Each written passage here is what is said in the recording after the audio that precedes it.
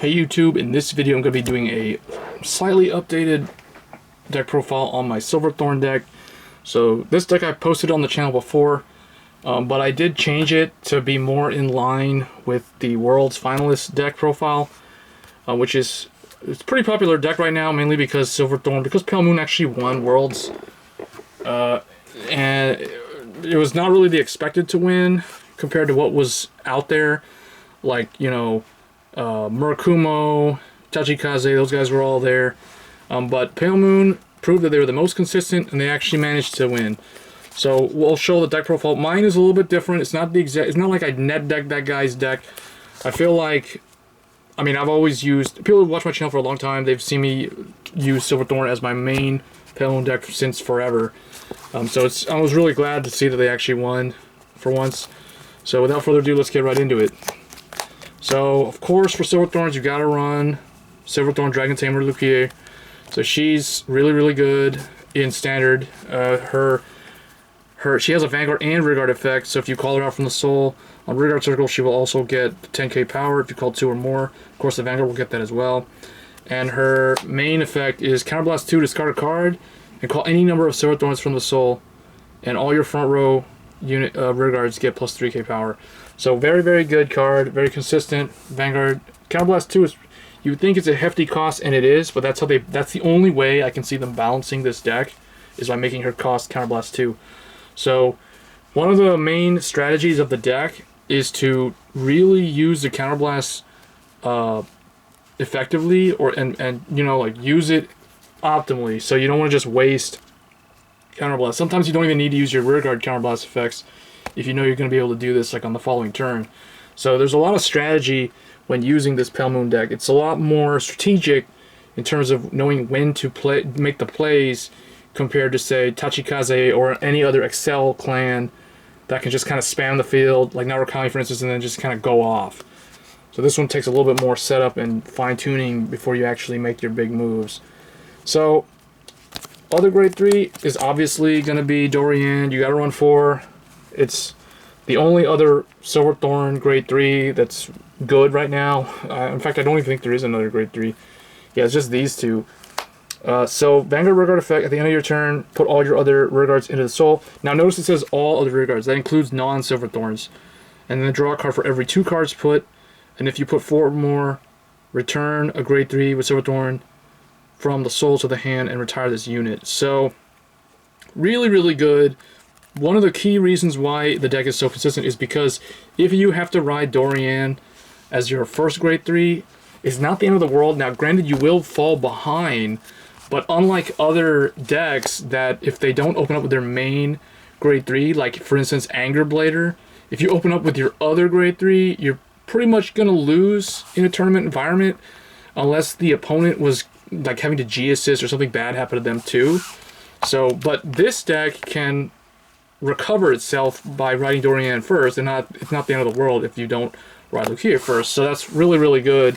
So it's worth pointing that out. That's one of the main reasons why people consider Silver Thorns the most consistent of all the Excel clans out there in an Excel meta. So for grades, oh, there's one more grade 3. So the only other grade 3 I'm running is a 9th grade 3, Kamakelity Chimera. So this is a non-Silver Thorn. We only run one, and the main purpose of it is to help countercharge if you need to, and also it can poke for a decent number on an Excel circle, and you can Soul Blast 1, put 1 other Rearguard into the soul. You got to use that effect strategically, though, which is why you only really need 1 of it.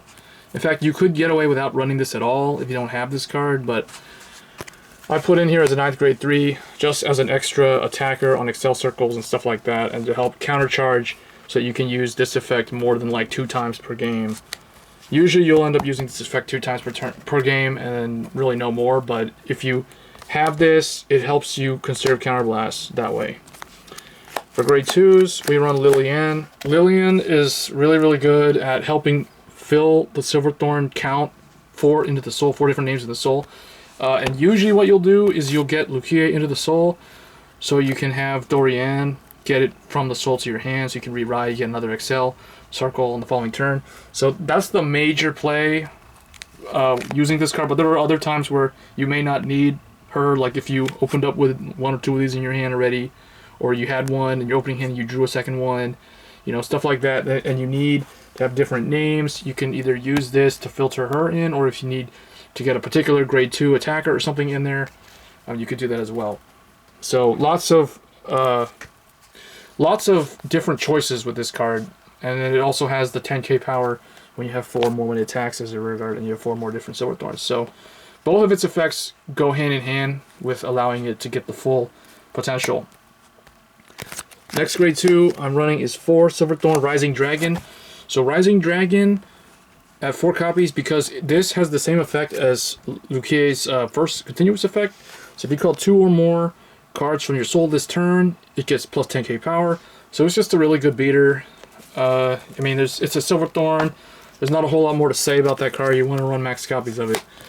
Next, I am running 2 Silver Thorn Beast Tamer Shada. So this is your defensive one, and it's an 8k body, so you don't really need to run too many of it. Like the most budget build, or the most vanilla build, is just 4 of these 2 and then 3 of this, and that's your whole grade 2 lineup. I don't really need the third one. As long as you have it for the different name Silver Thorn, it maximizes the consistency of the deck. The only other grade 2 I'm running is 1 Dancing Knife Dancer, because just like the Comicality Chimera, it allows you to get another way to unflip. So if you have no face-up damage, you can unflip at the end of the turn, put them in the soul, and unflip 1. So pretty straightforward. So we just run 1 copy of it. I used to run 3 of it, but now I'm down to 1 because I wanted more Silver Thorn names for max consistency. Now there is a Silver Thorn promo grade 2. I don't have the card, but even if I did, I probably wouldn't run it because I feel like having the capability to unflip can be a little bit more valuable in certain situations. But you definitely could run that card if you want at once, just so you have maximum different names Silver Thorns. So for grade 1s, for Irina, this is your best turn 1 ride. So that's why we run 4 copies of it. And it also has a good rearguard effect when placed from hand. Look at 2 from the top and put 1 into the soul. Why is it a good turn 1 ride is because it has a break ride effect. Basically when you ride on top of it, you look at 3 and then you put any number of Silver Thorns into the soul and put the rest on the bottom of the deck. So similar to what it used to do back in the day. I believe it was look at 2. It was either look at 2 or 3. It's basically similar to what it used to do when you placed it on Vanguard or Rearguard Circle. So it didn't really change much from its original effect.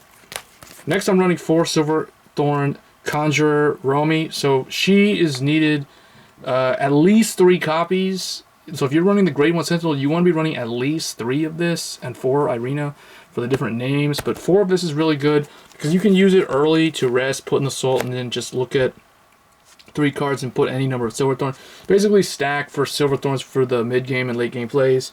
It's basically what both of these cards do. They filter the deck.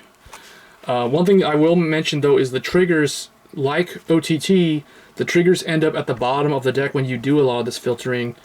So usually you're relying on getting your triggers in the late parts of the game if you're not able to overwhelm the opponent in the mid part of the game when you spam the field. So then you'll have to rely on defending by maintaining hand advantage and keeping your field clear and your rear guard safe from like retire heavy decks and stuff like that. So next for grade 3s, next grade 1 is Silver Thorn Breathing Dragon. So 3 copies of this is enough. 4 of it is fine if you have nothing else to run, but I did want to try another grade 1. So I feel like 3 is enough because oftentimes what happens is in the early game you won't have enough different named Silver Thorns in the soul to be able to use this effect. And the fact that it also uses up Counterblast, it kind of hurts it in a way because you want to save those Counterblasts for your main Vanguard plays. So I feel like 3 of it's enough just to get an extra attack when you go off. So we do keep it at 3 for that reason. It's also Silver Thorn, so there's no reason not to run it.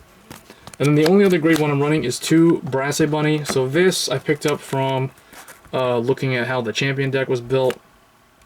It does help the deck, I will admit. It's not Silver Thorn, that's why I don't really like it in here.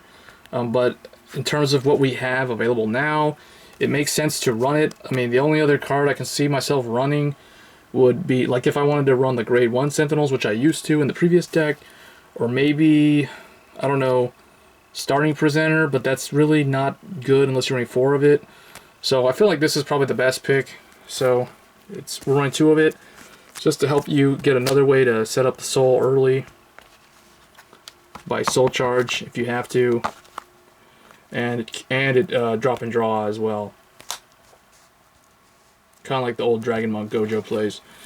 So for the trigger lineup, I am running rainbow triggers because I don't build decks that don't have critical triggers. So I am running the 4 Draw Sentinels. I am running the 4 Silver Thorn front trigger. So it is a Silver Thorn, so you can put it in the soul to count as a Silver Thorn name with Irina if you have to. I don't recommend doing that unless you have like this and then like 2 other triggers that are non-Silver Thorn, like a heal and this, for instance. But it is a Silver Thorn, so it does help you get max consistency. Then I'm running the critical trigger Silver Thorn, so I do have both Silver Thorn triggers. These are the only 2 available currently, so they don't have a heal, they don't have a draw, but eventually they probably will. That's what I'm guessing. So, but for now, that's the trigger lineup. It's pretty much just rainbow and then the heals, because you got to run heals. So, and rainbow works fine. Like if you want to run 8 front, that's fine. You can do that. I like to check critical trigger in the early game when they no guard the Vanguard, and you just manage to check it randomly. So that's why it just helps. I feel like it helps just push more damage early compared to just running all fronts when you don't really have a full field in the early game. And then of course, Ionella, the starter Silver Thorns, she does count to the name for Silver Thorns for different names, and you can call her out with Lucia if you need to, if you for some reason have a horrible soul. But that's basically the deck, guys. It does benefit from Excel 2 most of the time. You can do Excel 1. It really just depends on the matchup. It's not like Excel 1 is a no-go. Like it does actually work, especially if you open up with Lucia early and you know the opponent either G assisted or has like a bad hand. Then you can just go Excel 1 and just end the game pretty quick. So anyway, guys, hope you guys enjoyed the deck profile, and I will catch you guys in the next video. Thanks.